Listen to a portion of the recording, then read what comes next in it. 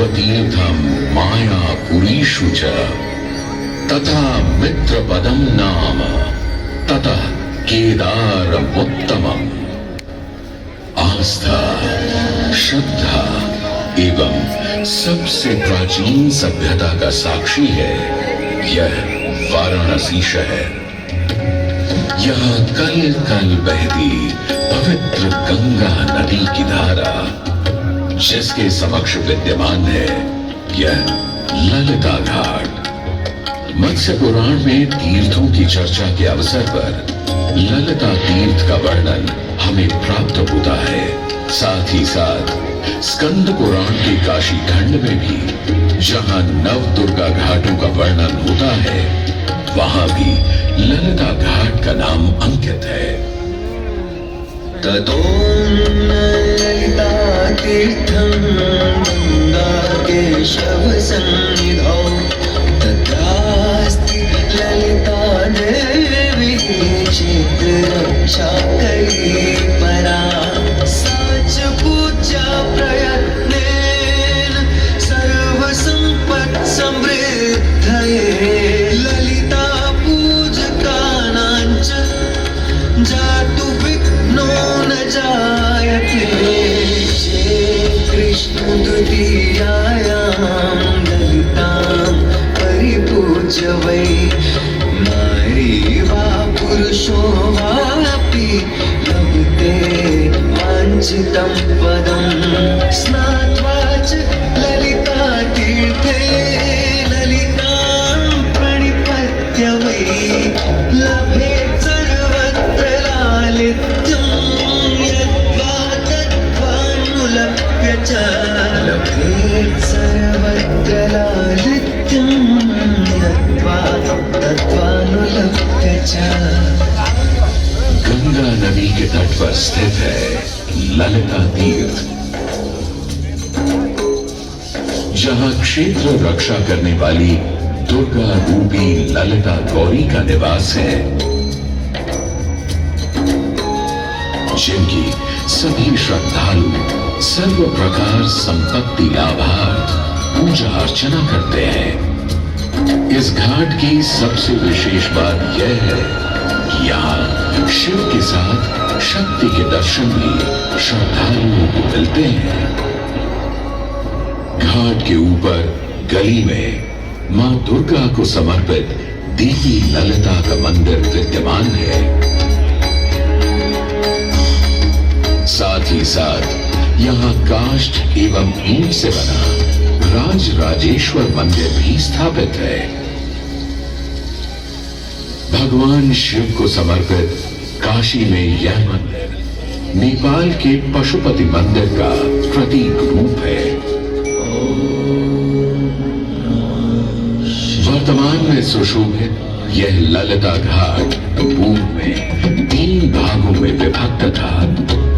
दक्षिण दिशा की ओर से चले तो नेपाली घाट, ललिता घाट एवं राजराजेश्वरी घाट।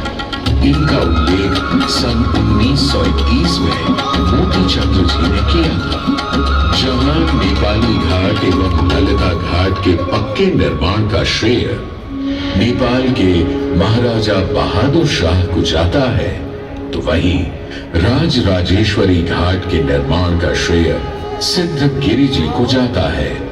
कालांतर में नेपाली एवं राजराजेश्वरी घाट ललिता घाट में ही समाहित हो गए। ऐसी मान्यता है कि अश्विन मास की कृष्णा तृतीया के दिन ललिता तीर्थ में स्नान कर देवी के दर्शन करने से श्रद्धालुओं की सभी मनोकामनाएं पूर्ण होती हैं।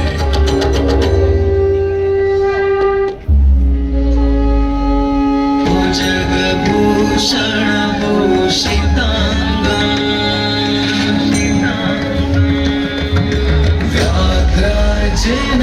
व्याघ्राजनांबरधरं जटिलं त्रिनेत्रं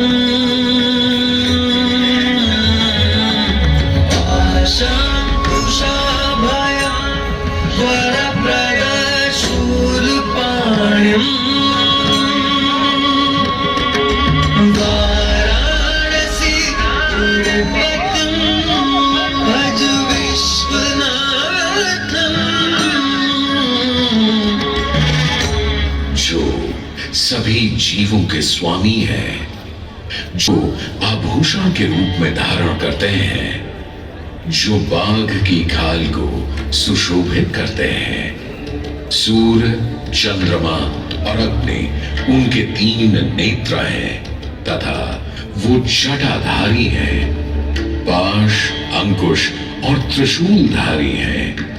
वे अपने सभी भक्तों को आशीर्वाद देकर उन्हें भय से सुरक्षा प्रदान करते हैं। ब्रह्मांड के स्वामी एवं वाराणसी विश्वनाथ की हम वंदना करते हैं। मैं आदि नगरी काशी हूं, वही काशी जो स्वयं भगवान शिव के त्रिशूल पर विद्यमान है। सृष्टि के प्रारंभ में महादेव ने जब पृथ्वी पर अपनी दृष्टि डाली तो उन्हें एक भाग चमकता हुआ प्रतीत हुआ। उसी भाग को भगवान शिव ने काशी का नाम दिया। कालांतर में गंगा नदी के तट पर बसी इस काशी नगरी में समय समय पर अनेकों घाट विकसित हुए, जहां श्रद्धालु आकर पूजा अर्चना एवं स्नान किया करते थे। माना तो यह भी जाता है कि यह नगरी एक बहुत सुंदर वन से ढकी हुई थी, जहां पीपल, आम, बरगद, शीशम आदि के वृक्ष की छाया में बैठ ऋषि मुनि, साधु संत आनंद से तपस्या किया करते थे। इसलिए इस जगह का उल्लेख आनंद वन के नाम से भी किया गया है।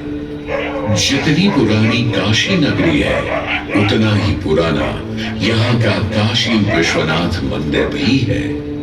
भगवान शिव को विश्वेश्वर, विश्वनाथ आदि नामों से भी संबोधित किया जाता है, जिनका अर्थ है संपूर्ण विश्व के स्वामी।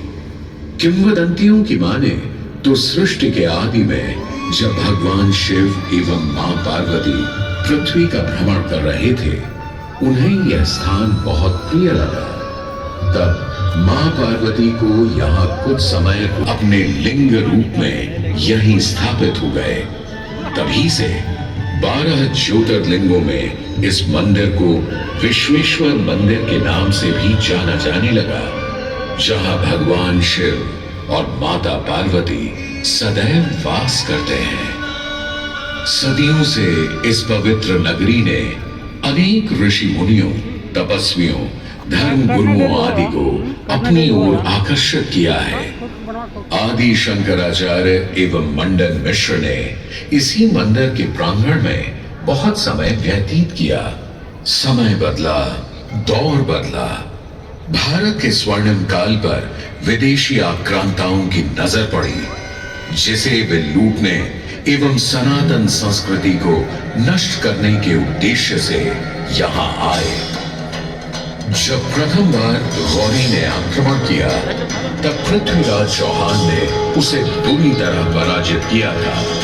अंत में उसने क्षमा मांगी और वचन दिया कि ऐसी गलती दोबारा कभी नहीं होगी। अतः पृथ्वीराज चौहान ने उसे छोड़ दिया।